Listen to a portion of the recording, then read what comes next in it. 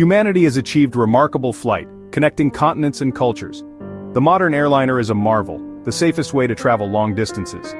Yet this safety has come at a profound cost, forged in tragedy. Today we examine some of aviation's darkest moments. We seek to understand how lessons learned from devastating accidents fundamentally changed how we fly. These are stories of human error, mechanical failure, and misfortune. They remind us of the immense responsibility of conquering the skies. Their work ensures the skies are safer for all. Join me as we recount pivotal moments that made modern air travel secure. The Canary Islands, March 27, 1977. On the island of Tenerife, thick fog descends upon Los Rodeos Airport. On the runway sit a KLM Boeing 747 and a Pan Am 747, carrying 644 souls. Miscommunications, amplified by the fog, begins a web of fatal misunderstanding. The KLM crew believes they have clearance for takeoff. The KLM jumbo jet begins its powerful takeoff roll. Only at the last second do the two crews catch a glimpse of one another.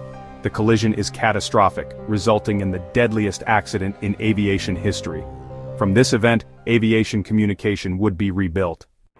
On August 12, 1985, Japan Airlines Flight 123 departed from Tokyo's Haneda Airport on a routine domestic flight to Osaka. It was the height of the Obon holiday season, and the Boeing 747 was nearly full, carrying 524 people. Just 12 minutes into the flight, a deafening bang echoed through the cabin. An improperly repaired rear pressure bulkhead, damaged in a minor incident 7 years earlier, had failed catastrophically. The explosive decompression tore off the aircraft's vertical stabilizer and severed all 4 of its hydraulic lines, rendering the massive jet almost completely uncontrollable. For the next 32 minutes, the pilots fought a heroic but hopeless battle against a machine that no longer obeyed them. Using only the differential thrust of the engines, they struggled to keep the aircraft airborne as it pitched and yawed violently in what is known as a phugoid cycle. The passengers, aware of their terrifying predicament, scribbled farewell notes to their loved ones. The aircraft eventually succumbed to the forces acting upon it, crashing into the remote mountains of Gunma Prefecture. In the ensuing chaos, rescue efforts were delayed and tragically only 4 people survived. The investigation would uncover the faulty repair, leading to sweeping changes in aircraft maintenance and inspection procedures worldwide. November 12, 1996, over northern India. A Saudi Arabian Airlines Boeing 747 and a Kazakhstan Airlines Ilyushin Il-76 cargo plane were on a direct collision course. The Kazakh plane sliced through the Saudi aircraft's wing. Both spiraled into fields near Charki Dadri, leaving no survivors. The 349 deaths made it history's deadliest mid-air collision. The tragedy accelerated mandatory traffic collision avoidance systems on all commercial aircraft. March 3, 1974. A McDonnell Douglas DC-10, operated by Turkish Airlines, took off from Paris Orly Airport bound for London. Following an industrial strike by a British airline, the flight was unusually full, carrying 346 people. As the aircraft climbed over the French countryside, a catastrophic event unfolded in the cargo hold. A poorly secured cargo door blew out due to the immense pressure differential. The sudden, violent decompression caused a section of the cabin floor above it to collapse, severing critical flight control cables that ran beneath it. The pilots were suddenly left with a machine they could not command. The aircraft, now mortally wounded, pitched over into a steep, uncontrollable dive. For 77 terrifying seconds, it plunged from the sky, its engines still at full power. It slammed into the Ermenonville forest northeast of Paris at a speed of nearly 800 kilometers per hour, disintegrating on impact and leaving no survivors. Investigators quickly traced the cause to a known design flaw in the DC-10's cargo door latching mechanism, a flaw that had caused a near-identical, though non-fatal incident 2 years prior.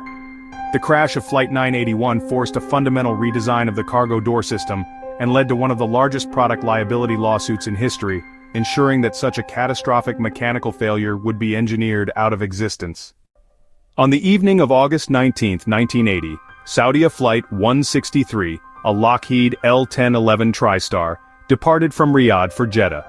Just 7 minutes after takeoff, as the aircraft climbed through 15,000 feet, visual and audible warnings of a fire in the aft cargo compartment illuminated the cockpit. The crew immediately declared an emergency and made the crucial decision to return to Riyadh. They performed a masterful landing, bringing the aircraft safely back to the ground. The plane taxied off the runway and came to a stop. The emergency services were in position, ready to act. It seemed for a moment that disaster had been averted, but then, a strange and fatal silence descended. For over 20 minutes the aircraft sat on the taxiway with its engines still running. No emergency exits were opened, no evacuation was initiated. When rescue crews finally forced open a door, they were met with an inferno of intense heat and thick smoke. Inexplicably, all 301 passengers and crew had perished, not from the landing, but from smoke inhalation while sitting on the ground. The investigation could not definitively explain the delay, but it highlighted critical failures in crew training for on-ground emergencies and the importance of decisive action. The tragedy of Flight 163 led to major revisions in emergency procedures, emphasizing immediate evacuation as the highest priority. In the early hours of March 8, 2014, a Malaysia Airlines Boeing 777, Flight 370, vanished. It had departed Kuala Lumpur for Beijing, with 239 people on board. Over the South China Sea, the aircraft's transponder was switched off, and it disappeared from radar. What happened next remains one of aviation's greatest mysteries. Military radar tracked it deviating from its path, turning back, and heading out over the Indian Ocean. The main wreckage was never found, despite the largest search in history. Only scattered debris confirmed the aircraft's fate, spurring new global standards for aircraft tracking. Just 4 months after the mysterious loss of MH370, the world was, stunned by another tragedy involving the same airline. On July 17, 2014, Malaysia Airlines flight MH17, another Boeing 777, was flying at a cruising altitude of 33,000 feet over eastern Ukraine. The flight from Amsterdam to Kuala Lumpur was carrying 298 people, including a large number of delegates heading to an AIDS conference in Australia. The region below was a conflict zone, but the airspace at that altitude had been deemed safe for commercial traffic. It was a fatal miscalculation. Without warning, the aircraft was struck by a Buk surface-to-air missile, fired from territory controlled by pro-Russian separatists. The warhead detonated just outside the cockpit, sending a hail of shrapnel tearing through the fuselage. The aircraft broke apart in mid-air, its wreckage and the belongings of its passengers raining down over a wide area of farmland. There were no survivors. The international investigation concluded definitively that a Russian-made missile system was responsible. The downing of MH17 was not an accident in the traditional sense, but an act of war that, tragically ensnared a civilian airliner. It led to immediate and drastic changes in how aviation authorities assess the risks of flying over conflict zones around the world. The Persian Gulf, July 3, 1988. Tensions in the region were at a fever pitch during the Iran-Iraq War. The American guided missile cruiser, the USS Vincennes, was engaged in skirmishes with Iranian gunboats in the Strait of Hormuz. In the midst of this chaotic naval battle, Iran Air Flight 655, a civilian Airbus A300, took off from Bandar Abbas on a routine 28-minute flight to Dubai. It was climbing in its designated commercial air corridor, its transponder correctly identifying it as a civilian aircraft. On the screens in the Vincennes Combat Information Center, however, a very different picture was being painted. Under immense pressure and misinterpreting the electronic data, the crew of the Vincennes misidentified the climbing A300 as an Iranian F-14 fighter jet descending for an attack. Believing the warship was in imminent danger, the captain gave the order to fire. 2 surface-to-air missiles were launched, striking the airliner and destroying it instantly. All 290 people on board, including 66 children, were killed. The incident was a profound tragedy born from the fog of war and human error under extreme stress. It highlighted the catastrophic dangers posed to civilian air traffic in militarized zones and led to the development of more sophisticated identification systems and stricter rules of engagement to prevent such a tragic misidentification from recurring.